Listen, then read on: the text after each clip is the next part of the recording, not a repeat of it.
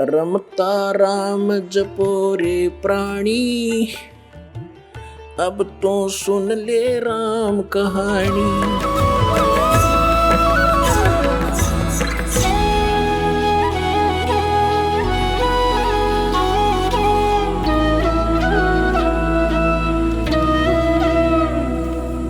ये सुरत शब्द अभ्यास बताते हैं कुछ पंथ वाले, और कैसे कहते हैं हमारे गुरु ने 18 वर्ष तक एक बंद कमरे में बैठ कर कोठे में कोठा और वहाँ सुरत शब्द अभ्यास किया। इन्होंने मेरा सुरत शब्द होता क्या है, और ये अभ्यास क्या किया उसने बताया। डले डोए हठ योग किया। हठ योग नोट सुरत शब्द अभ्यास हठ योग नहीं होता, वो तो साधना जैसे हम कोई मंत्र जाप करें, आपको नाम दिया है, वो नाम तो शब्द है और उसके ऊपर ध्यान लगा के रखना, जोड़ के रखना, उससे 1 सेकंड भी दूर ना करना, ये सुरत शब्द अभ्यास है। यानी उसके नाम के ऊपर सुरती को जोड़े रखना। अगर परमात्मा कहते हैं कबीर जी, जीव्या तो मुख में फेरे और माला फेरे कर्मा ही, मनुआ तो 34 फेरे ये तो सिमरण नाही।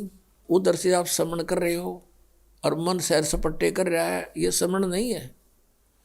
आप क्या बोल रहे हो, किस मंत्र का उच्चारण कर रहे हो, चाहे मन मन कर रहे हो चाहे श्वास से कर रहे हो, श्वास से भी जो जाप कर रहे हो उसके ऊपर आपका ये सुरत रहे। तुम बोल कौन सा मंत्र कर रहे हो, कौन सा छोड़ रहे हो, कौन सा ले रहे हो, और इसको अभ्यास करना, इसकी प्रैक्टिस करना नॉन एज सुरत शब्द प्रैक्टिस, सुरत शब्द अभ्यास। ये कान बंद करके आंख बंद करके ये सुरत शब्द नहीं, ये तो बिला धुन सुनेंगे, फिर तो सुन ले चाहे ना सुन ले, तो बात जे रही अंदर जो कुछ हो तो हो ही रहा है। अब ये पिछले संस्कारों से आपके अंदर धुन आधी बज रही है और वही परमात्मा की ट्राई कर रहे हैं पुण्यात्माएं, जो पिछले संस्कारी बाकी तो बात भी ना करते, घूटी लाओ मौज करें अपना जैसा भी उनको धंधा करते रहते हैं। तो आपके अंदर पहले से ही विद्यमान है वो, जो कुछ भी आपको ये अनजान गुरु सुनवाया करते थे, धुन सुन ले धुन सुन ले। अब जैसे आपके बैंक में, अकाउंट में, आपके खाते में, आपकी कॉपी में और 1 लाख रुपया जमा हो गया, उस 1 लाख रुपए को आप चाहे डेली देख लो उस पुस्तक बैंक की कॉपी में, रोज देख लो चाहे सारा दिन देखते रहो, वो तो 1 लाख जमा ही है आपके। और आगे कोई आप व्यवसाय नहीं करोगे, नौकरी मजदूरी नहीं करोगे, तो वो 1 लाख में तो घटेंगे, बढ़े को नहीं। तो यू दिस इज मेडिटेशन। इस मेडिटेशन में आप सुनना चाहते हो, कुछ देखना चाहते हो, जैसे सतयुग त्रेता द्वापर में परमात्मा ने काल को इसलिए छूट दे दी थी कि उन दिनों में घने पुण्यकर्मी प्राणियों का जन्म होता है उस युगों में, और वो पिछले पुण्यकर्मी संस्कारी साधक होते हैं। प्रत्येक, चाहे कोई गरीब है चाहे अमीर है, चाहे कोई किसी वर्ण में जन्मा होता है, वो सभी भक्ति किया करते हैं वो उन युगों में, और उनका ध्यान लगता है, मेडिटेशन लग जाता है 1 सेकंड में। और व्हाट इज मेडिटेशन? मेडिटेशन है क्या उनका, जैसे हमारे शरीर में कमल बने हुए हैं, हमारी रीढ़ की हड्डी जो बैकबोन है, इसके अंदर की साइड में कमल बने हुए हैं, यानी कमल चक्कर बने हुए हैं। जैसे एक टेलीविजन के अंदर चैनल होते हैं, और जो भी चैनल ऑन कर दिया जाता है तो उस चैनल में जो कार्यक्रम दिखाई देता वो कहीं और स्थान पर विद्यमान है, और वहाँ से रिले होकर के वो सिर्फ दिखा रहा है कि ये चैनल में वहाँ ये कार्य हो रहा है।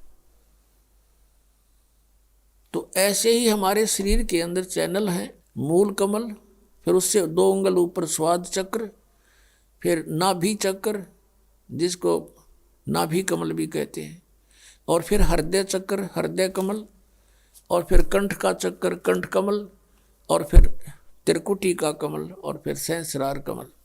तो इस प्रकार हमारे शरीरों में चैनल बने हुए हैं, कमल है। और जो साधक होते हैं पुण्यकर्मी प्राणी, वही परमात्मा की खोज में कोई प्रयत्न करते हैं। तो पहले युगों में प्रत्येक व्यक्ति की समाधि हो लग जाती थी, मेडिटेशन हो जाता था। जो ट्राई करना चाहता था, तो तो फिर वो ये सोच ले, उसको फिर अंदर क्या होता है, उसका कोई कमल पिछले पुनों से, पिछले संस्कार से खुल जाता है अभ्यास से।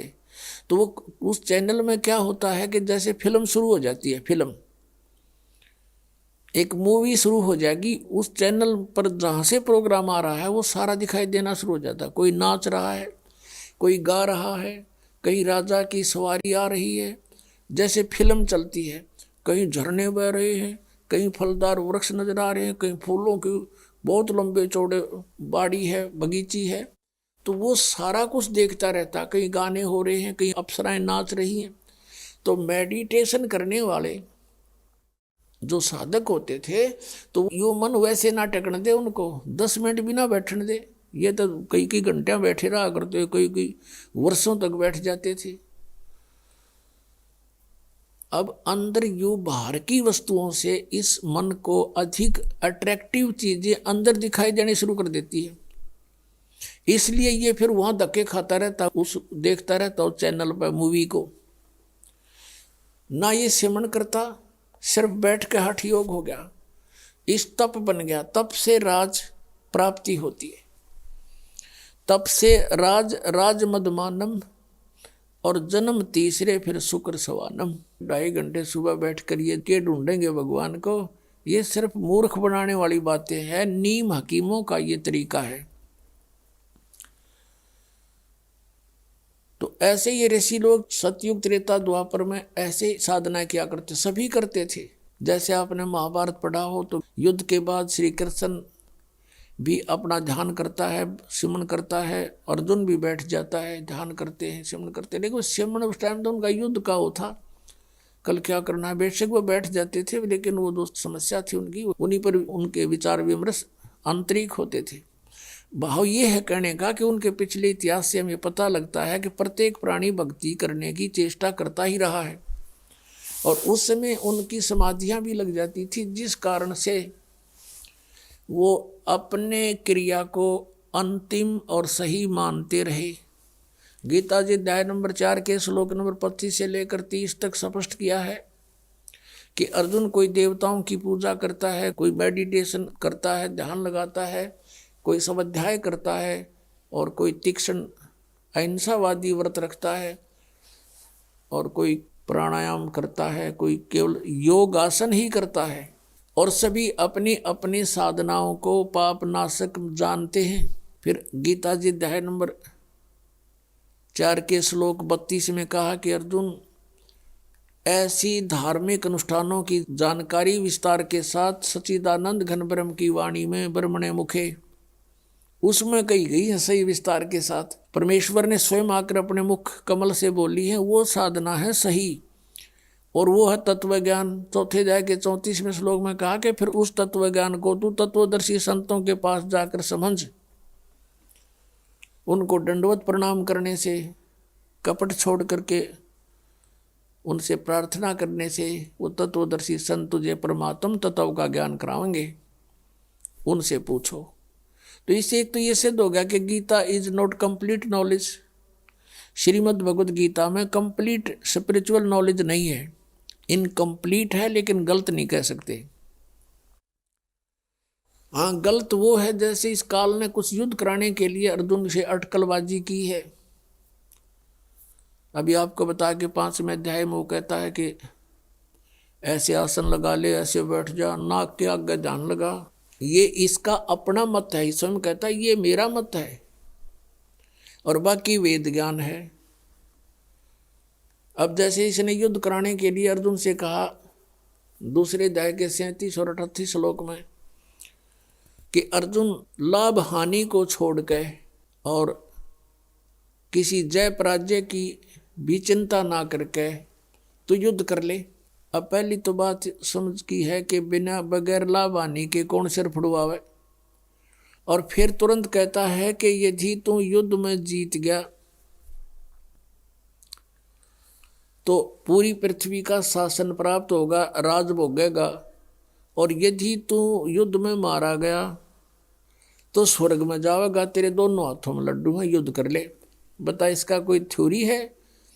पहले में तो कह रहा है कि लाभ और हानि छोड़ कर युद्ध कर ले, हार जीत की भी चिंता ना करे, और तुरंत लाभ हानि बता रहा है कि यदि मारा गया तो स्वर्ग में जाएगा और जीत गया तो पृथ्वी का शासन भोगेगा। बता, आप पे लाभ हानि बता रहा है, फिर उनका लाभ हानि मत सोचे। तो ये इसकी अटकलबाजी जो इस तरह की बकवाद इस काल ने युद्ध कराने के लिए की है कि किसी तरह यू नाश हो, वो करवा दिया इसने। फिर सतगुरु संगत छोड़ के लाख वर्ष जप की नहीं, इंद्री कर्म ना मोक्ष होए फिर काल के अधीन।